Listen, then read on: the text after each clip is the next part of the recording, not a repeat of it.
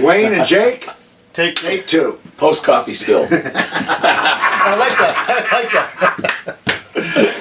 Oh, I'd rather hire a single person or a duo than a band these days.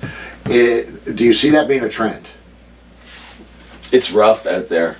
It is. It's rough out there. Well, first of all, one trend that I'm noticing is that young people drink a lot less than we did. We did. So you can't afford to get drunk at a bar. Right? Go broke. You're going. It's like $10 beers. Yeah. You know, no tip. And they're not doing it the way, and they shouldn't be either, because it's, when you get your license, it's zero tolerance for alcohol for I don't know how many years. I think it's about 2 years at least, right? So. Oh yeah. And not only that, there's cops everywhere, and nobody wants a criminal. Good, nobody should drive drunk anyway. Yeah. So they're just it's become part of the culture that kids they'll go out and they'll spend $15 on a mocktail, but they'll have one mocktail, two mocktails. That's it. We used to go out and pictures and shots, and it's not like that anymore. So the bars and the pubs are the places that can afford to hire bands because they have food, because they sell food, they make a little more money. So it's a changing dynamic. So pubs would rather have a solo or a duo if you can fill up the place than have a band, which is sad because there's nothing better than playing with a band. It's the interaction of the three musicians or the four musicians. Yeah. But it's economics, and that's a hard reality. Now, along that same theme, how many years have you been playing in public? Professionally? Since what year, roughly? I would say, I got out of university in '92. So it was not long after that. So since the mid '90s, but I missed the whole '80s, '70s. Yeah, well, I was in school all that time, but you were going to the pubs and watching the bands at that time, right? Yes. Okay, that might. Well, I mean, I used to go to the bars like when I was underage. Like I was 50, I was 5'11" at 15 years old. So you can get in there. So I could get in. I had my long hair, and I put my buddy with the beard up in front of me. Yeah. And we would get into these. So I would see live bands. Since so you knew 1980. Okay, so you know what the atmosphere, not the atmosphere, what the scene is like. Yeah. Talk about the scene today as opposed to then, and I'll put in my input because Frank over here had a band, and I had friends that had bands then. And back then in the 70s and 80s, you could play 5-6 nights a week, 3, maybe 4 sets a night in any given pub or bar. Yes. What's it like now? One night?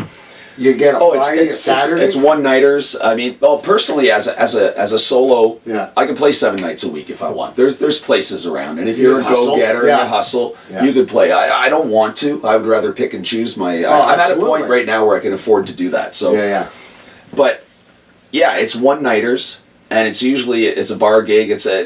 You cannot afford to put a band on the road anymore. No. Because gas, food, lodging... it's astronomically expensive, and nobody can afford to pay. In a country as big as ours, you have to pick your area first of all, right? Exactly. Quebec, Eastern Ontario. Exactly. Exactly. And back in the day, do you remember the mustache on Library Class A? I used to go there. I was scared to go in there. I bought hash in there. It was my home. Run! It was my home.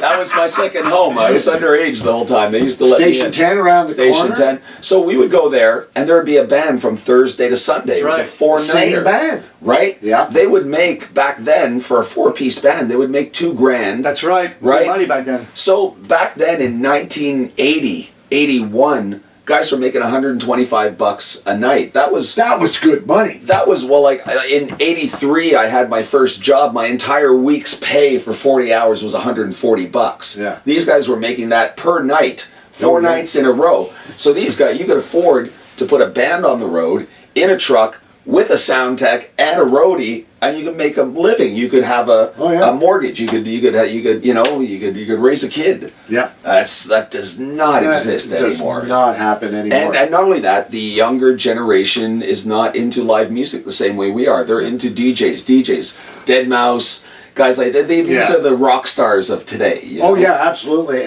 Because I bring this up because when I was going through the questions myself, and then Frank was, showing me some questions he had an idea with, and we were talking about the Montreal music, which we were talking about now going back, because that's my age, was 70s, 80s. Right. You playing in the 90s, so we all know about it. And before our interview started, I brought up John McGale. A couple of years ago, he was at the radio station. I bumped into him, Right. and because he was being interviewed by our blues guy. Okay. And I said, "What happened in the music scene?" And this is his take on it, which is very interesting because he goes back to what, early '70s, playing in Offenbach and everybody else he played with. So John said, in the '70s, band, and then disco started in the late '70s. So in the late '70s, '80s, the bars were going, "Well, wait a minute. Why would I put a 4 or 5 piece band? I can hire one DJ to play disco, and it's going to bring in the crowds who are going to dance." Right? That's a big part of it. Yeah. Then in the '90s, wait a minute, I can put TVs in here, and they'll watch sports. Yep. So I don't even need that damn DJ. Yeah. You know, and he says that's what the progression is until it is what it is. That's the point of view of somebody who's been in the business for a very long time. That's right. That's very, very astute. Now my son's band, he doesn't have a cover band. He plays, him and his buddies play their own music. Original music. I convinced him to throw a few cover tunes in there to get the audience attention. But that being said, the only bars in town in Montreal, there's very few that will take them, and it's pay to play. You better be 3 bands and out of here at 11 o'clock. Yeah. Yeah, you have to pay for the barmaid, you have to pay for Pay the for the security, sound you gotta guy, pay for the sound Get guy. your girlfriend to sell tickets and CDs. Exactly, exactly. And then try to divvy that up between all the bands. Oh, they made $40 one night. We're thrilled. Well, that's actually a good night. We can afford to buy a pizza after the That's show, right. you know, that's a good But night that's for a how original things band. have changed. It's over really the years, changed you know? a lot, yeah.